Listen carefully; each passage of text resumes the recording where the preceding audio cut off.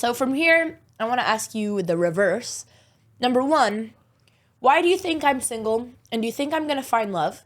Or do you think anyone I saw could have potentially been my love? That's my first question.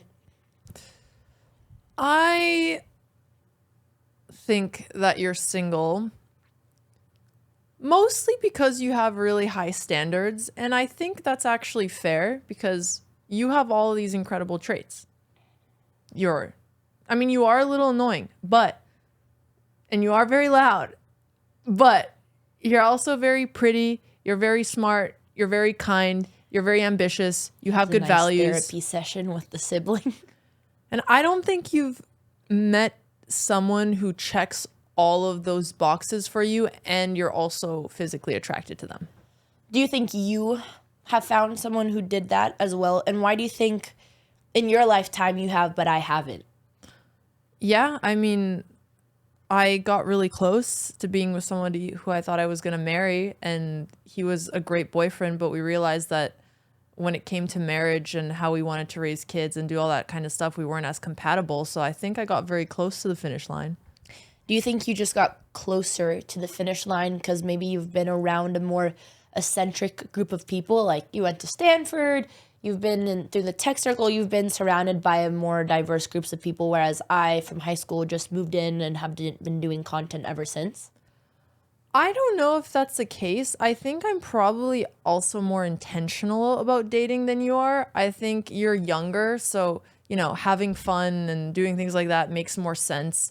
Sometimes you see a shiny object and it's good, and then you forget about the shiny object when you see another one. Whereas for me, I think I do generally look for people who I think I could date. And then if I don't think I could date them, I don't really give them any more attention. Or not attention, but I just try not to waste each other's time. Which I'd say I think that's what's changed most in my love life for, I would say, the last couple of months for sure. Or maybe even year, maybe not year. Yeah, I actually saw a difference. Changed my dating approach. I think in the last 6 months, you decided to be more serious about dating. Why do you think you finally made that change, though? I think it is part of growing up. I think like the first year that you move to LA, you have to experience the ups and the downs. And also it's like, I never had my college experience. So like and then you learn very, very quickly that it's not actually what you like. It doesn't make you feel good. You don't enjoy those type of relationships. And you just want something more valuable. But the only way to learn is to get screwed over. So I think I just had to learn my lesson. I also think you're somewhat addicted to male attention and validation.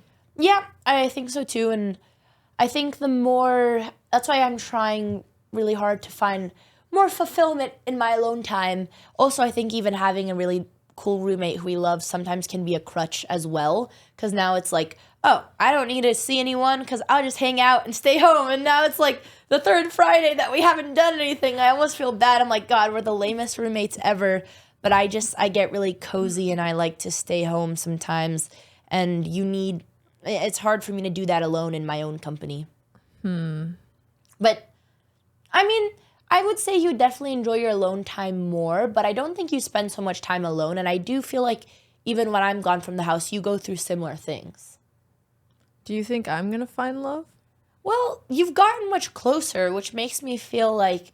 But this is why I'm curious. It's like, how much of it is in our control and how much of it is just really environmental factors? Well, I think you can somewhat control your environmental factors. Like if you're really intentional about trying to find someone to date, you can use apps, you can go to events, you can be more social. We're social enough. No, we haven't left the house on a Friday in 3 weeks. Yeah, okay. But that's because we're in LA. Like, where are we going to go?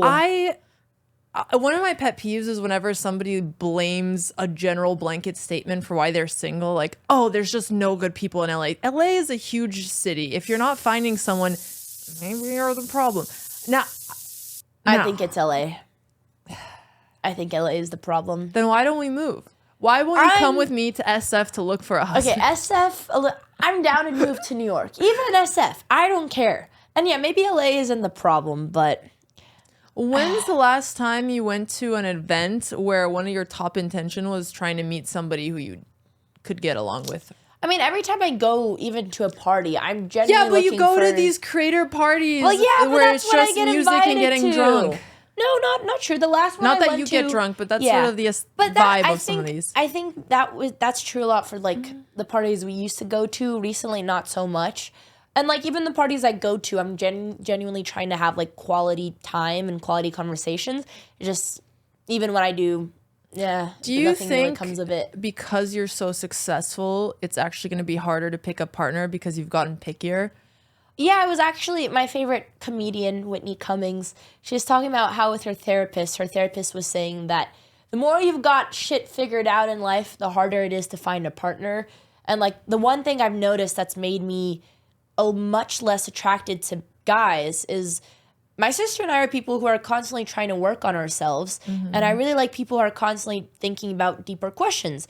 And many times I'll go on a date with a guy and be like, yo, like, what do you want to change? And they're like, nothing. And then I'm like, well, what about this and this? And there's like all these things that are clearly lacking, but they don't really think about it. So I do think that it is hard to find people who are focused on self-care. This reminds me of a quote I saw, which went along the lines of, be careful of someone who's always working on themselves because then they'll try to work on you. I know. And I reflected and I was like, oh my so God, am I the true. problem? But No, at the same I noticed time, that. I totally agree. if you're going to have a life partner who you're going to spend your life with, you're going to have kids, things are going to be so much more complicated down the line. You have to have someone who's going to try to grow with you. No, I completely, and I noticed myself being judgmental, like right on a first date. I was like, and I even said this out loud. I was like, as I'm asking you these questions, it's like, if you're happy, you don't have to change. Like, if you love the life you live, like, there's no need to change anything. But the truth is, just a lot of those things I do, maybe it's other things, but usually result in me just being less attracted to them. Well, you did have a guy who really liked you, who genuinely went to the gym every day for months out of advice you gave him. So you did have somebody who was willing to change. This is a complex subject. I don't think we can bring that one up. Moving on. Yeah. No, I don't want to be one of those like, I don't know why I just keep seeing myself as like a gym or a tech bro, and it's like, I'm always working on myself, and if you're not, I'm judging you, because it's Sigma so not. grind set, dump the girl first, focus on the grind. But realistic, like, this is my whole issue with dating, and maybe it's just because the person isn't like worth your time enough, which I hate to quantify it like that, but most of the time what happens is if I'm lonely and my sister's gone and my roommates are gone and I don't want to go out, I've got no plans, okay, I'll text. Sometimes I'll see, well, if my friends are busy as well, I'll be like, okay, I'll plan a date because that'll make me feel better. And then sometimes what happens is I end up choosing an activity that I genuinely enjoy to do with the date, but that while I'm on the date, I realize I would have enjoyed it doing myself a lot more. Or with your sister. Yeah, well, but you're not there. So I don't really have a choice. And then I'm there and I'm just kind of like regretting, but knowing that I just didn't want to be alone. So it's always a hard balance between realizing sometimes dating is a distraction from actually working through a lot of your inner things. But also, like, I'm 22 and I can't be working on myself all the goddamn time. Yeah. You think you can get addicted to self-improvement? It's not very addicting. Do you think, I mean, I've seen when you were most inspiring is when you were... Am I not inspiring now? I think you're going through a little bit of a slump, but we're coming out. We're coming out of our shell. We're ready. But I remember when you got rejected, and again, I don't understand how anyone could reject my sister. Like, I would have bet thousands of dollars, millions. I don't have This is why millions, I don't let you do the gambling. Yeah, I'm not good at gambling. And then she just got so motivated, and she was like, I'd never seen her drink so much bone broth and cook so many healthy meals and stay so consistent on the workout. And I was so inspired. But the best antidote to rejection is getting hotter. I agree. And I think when you're doing that, it's also pushing me. But I'm still drinking bone broth all the time. You are. Which, I mean, your diet is really good. I'm sorry. Is it not motivating for you now? No. But I think, like, it was the mentality. I wouldn't say it's just what you were doing, but, like, you were just so focused on getting, like, your 20K steps every day. Nothing would get in the way of you and your fitness. Which I still think, I mean, you're still very fit. And you're still working out all the time. So it's not, but it honestly just purely came from, like, the mentality and what you were projecting. Because I say you're doing a lot of the same things, but see, mentally we're both a little bit down right now, which makes it different. Why do you think we've been so down? And I don't even, I think it's been a harder year for you than it has been, and you've had a lot more personal things as well. So I think we're both in a transition period that's taken a long time, and it can kind of feel like purgatory sometimes. But I think it's necessary to figure out how we're going to reinvent ourselves. So for context, we have been streaming for almost 5 years now, and mostly focused on chess content. And of course, chess is something that's always going to be there. But we have been thinking a lot more, at least in the latter half of this year, of what do we really want to be working on for the next 5 to 10 years, and in which ways do we want to grow? And one of the things was definitely explore, giving ourselves space to explore creative things beyond the confines of chess. What do you think that might be for you? I have no idea. I have many ideas, actually, but I prefer to not talk about ideas because then you get some sort of validation just talking about it. I would rather get the validation from doing. I think one of my strengths before I got into content was that I'm not a perfectionist, but I move really quickly. And I have gotten many L's in my life, but I didn't give up, and I kept going, and I kept iterating. And I think the biggest problem for me is when I've gotten so many L's in a row that I start freezing and no longer iterating, and that's when you die. Yep. Which is always why I like the analogy that you and I should just be like two little cockroaches because they're so hard to kill. They survive everything. We're always and if you survive cockroaching. everything, eventually you'll be on up. No, I think the most terrifying and the most powerful you are is when you know what you want, and then it's so... But I also think, yes. Wait, you think I can be terrifying? I mean, like, yeah, when you're like, tell me more. Focused on one goal, you're just so tunnel vision. Like, yeah, no, I feel like I go into the Terminator mode. I'll never forget when we just started streaming, and I was fresh out of high school, like 17, so I'd not really ever had like a real proper job, and I just saw my sister, and like, it was awesome because we were riding the wave of the pandemic just boom, and she could just stream every day for 10 hours, and like, so, I don't want to say obsessive, but like, it was also what you needed to do. To succeed, you have to be able to grind. Like, she comes from the startup background.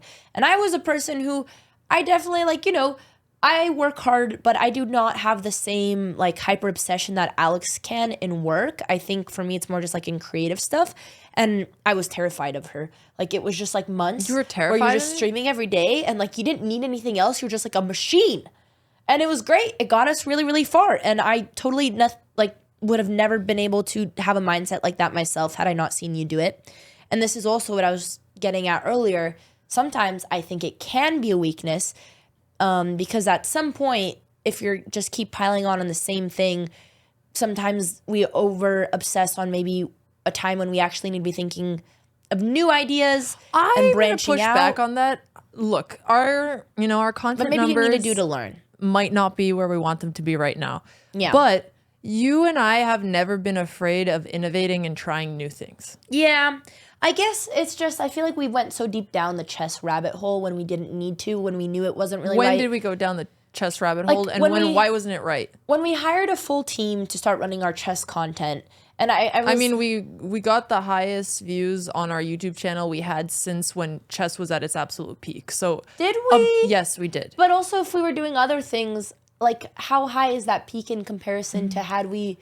Because we also spent so much time doing stuff we didn't like and posting things that didn't do well, things that we didn't care about. Well, if you look at the numbers, it actually worked. I think the problem was that it didn't give us as much creative flexibility, so it wouldn't keep us happy for the long term. Yeah. But when it comes to like pumping out, I guess content, maybe I think we figured maybe out the how to do pump that. wasn't the issue, but what I felt was happening is because we were so focused on the pump, we left no space for creativity to enjoy our work because it was so much like, let's automate this and let's have it a clean, oiled machine that's just like we're constantly pumping. And when you're doing that and you're outsourcing as much as you can and you're giving up so much control so that we can just be stream machines, you lose the passion of the job. Yeah, well, that's why we're here now, and that's why we're sitting in this Seinfeld room. Yeah, Seinfeld room that which we're is into. great. But no, I also think this is a good conversation to have because I think I so much see things one way and I think it's always good.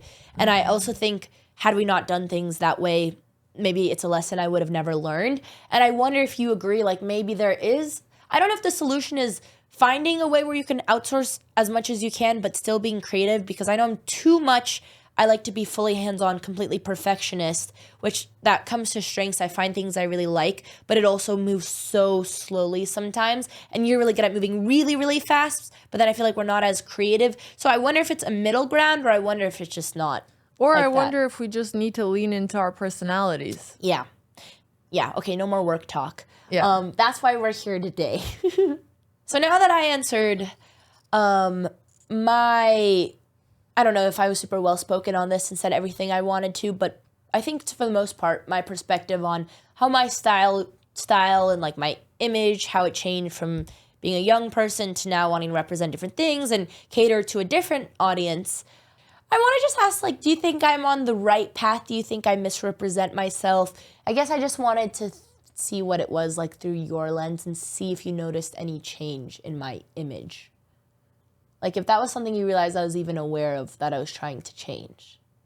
Or maybe it doesn't. Oh, where are you trying to change? I don't know. Well, I was trying to do a little rebrand this year. What were you trying to rebrand? Well, I guess it's mainly just for techno things. What's your rebrand? I want it to be taken a little bit more seriously and professionally, and also You know what I do remember this year from your techno? Yeah. There was the one video that sparked a lot of feedback. Andrea was releasing a song and she recorded the video in her bathtub. She had something over it. A dress.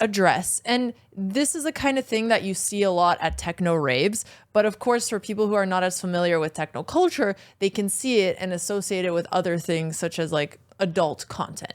And I remember Andrea worked really hard on this video. You posted it. You ended up taking it down. It was kind of controversial because some of our friends were saying, hey, if you post things like that, people are not going to take you seriously. And you were saying things like, I didn't even understand that's what it comes off as. Yeah. I was trying to represent techno culture. Yeah. And it makes me really sad that people look at that and think I'm, just trying to do something sexy. I think what I had to do is just make my expectations more realistic, because when I wanted to do, it was Glory Box, Portishead remix. And on TikTok, any girl who's using the Glory Box audio is like kind of like an aesthetic, grungy, edgy, and like their audience is girls. So there's all the people that I follow on social media who like I look to like aesthetics inspirations is like girls making hot girl content, usually for other women, because like they feel good, they feel confident. It's kind of what the music is giving off of. Like Glory Box, is kind of like a lustful like female vocal, and like the lyrics are kind of about that type of stuff. And when I was just thinking of the imagery, I was like, well, I want girls to use this audio for hot girl videos, because that's like that's trendy TikTok audios go viral for that all the time. And I also enjoy it. I love hot women. I love watching those videos. I appreciate their outfits and the little things that they do.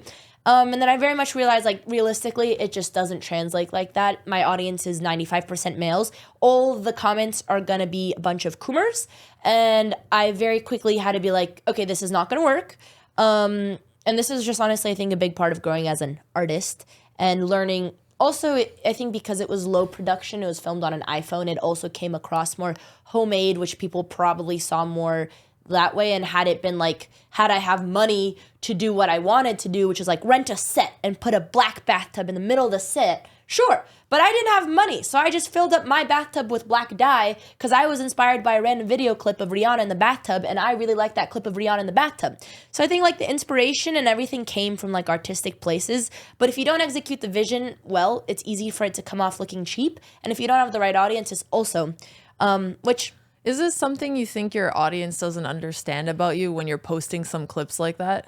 I think it's just something that I need to get better at. And I think once you're I think what I didn't realize is like, okay, you look at all the really big female pop stars now, like Tate McRae, and like she's always performing like a bronze. She's super sexy. Like Britney Spears, she's dancing. Lady Gaga when she was coming up, same. Nessa Barrett, like her audience is a lot of females. She did an entire music video of her just like literally dancing on a pole to lingerie, and all the comments are positive coming from other women. I think once you're like a big A-list celebrity and, you're like a famous actress, or it doesn't matter, you can do literally whatever. But I think until you reach that A-list state, it's harder for it to come across the right way. And I think this has been a really good lesson, because one thing that I was really thinking on this week that I was just, the one thing about the DJ channel that I hate is like, I love showing people the journey of going from start to finish and going from low production. I have no money to funnel into this project to now I'm investing more and more and just learning things. In my first music video that I produced on my own, again, low budget, filmed it in 2 days, filmed half of it in my house. I realized the one where you were smoking and Grandpa was very upset. Yeah, that one. Again, I just do things because initially I'm like, oh, when I think of this song, it's like a song you want to dance to in the club, so I want to capture that part. It's also techno, so I want to have some dichotomy between like me reading a book and me holding a cigarette, which is like very European. Like you go to Berlin, everyone is smoking a cigarette. All my audience, 25% of my audience is Germans. Don't smoke cigarettes, but continue. Yeah. It was just for me like very common things that I see in music videos and that I see in techno. And I'm like, it fits the dark, edgy aesthetic. It's just for cinema anyways. But what I really regretted about this music video is like there was a storyline, but most of the shots, I just wanted me to look hot. And I really realized, like looking back at it now, I'm like, damn, like it's not something I'm super proud of because I wish I could have communicated more of a message, but that's also the song it was. So one thing I'm doing now, and I think the reason why this is such a big learning lesson is it's very easy to make good content that you just look hot in, but it's really hard to have content that tells a story because storyboarding it and planning it and renting studio is more expensive, takes more time, takes like, you have to literally get like a film background, bring in a team. It's just so much more work. But now I really want to do that work. And I just didn't realize that like, oh, just having aesthetic clips is not enough. True, but if the clips aren't aesthetic, then people won't even watch the You content. need both. So you need both. Yeah. And now I'm trying to figure out how to do both. But I think it's just something that like you don't realize until you try. Because genuinely when I was trying to make it, it was for completely different intentions. And then when you see how things can get misrepresented, then it makes you realize, okay, why is this happening and how do you fix this? Yeah, I think that's fair. Yeah. I just had one question for you to wrap up this segment and then we can move on. But it was so sad. The other day I saw this TikTok about like just realizing that your big sister never had a big sister and that obviously whenever I have a problem, I've always been able to come to you. And you've been there like my entire adulting. And I don't know if coming of age story is the right term. What does that even mean, coming of age stories? Do you know what that means? Stories about growing up. Yeah, and I feel like you've seen a lot of those from me in the last 3 years. But I'm curious, like, what do you think has there been any coming age, would you say, for yourself in the last couple years? Like, when it's been me and you together? Just because, and who's been, like, your role model? Or have you just always figured shit out for yourself? I mean, for a long time, I just figured shit out for myself. And, like, how does one do that? Like, how were you able to do that on your own? It's easier when you don't have a choice. Yeah, I think so, too. But recently, like, I know that after chess camp, I had a really hard time and I had been really burnt out and I was struggling with my mental health and going through a lot of personal things.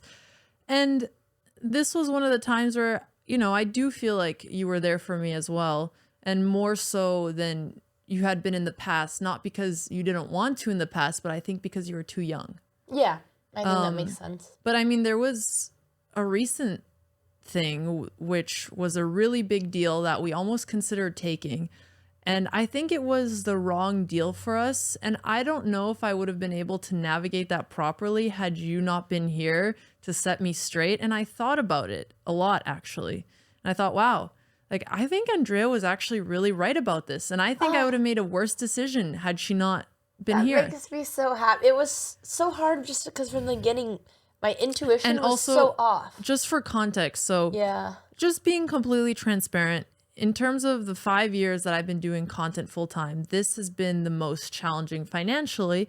You may think that creators make all this money online, but you reinvest a lot into content, you pay your team, and at least in terms of live streaming, sponsorships have been down and they're most of what we were doing.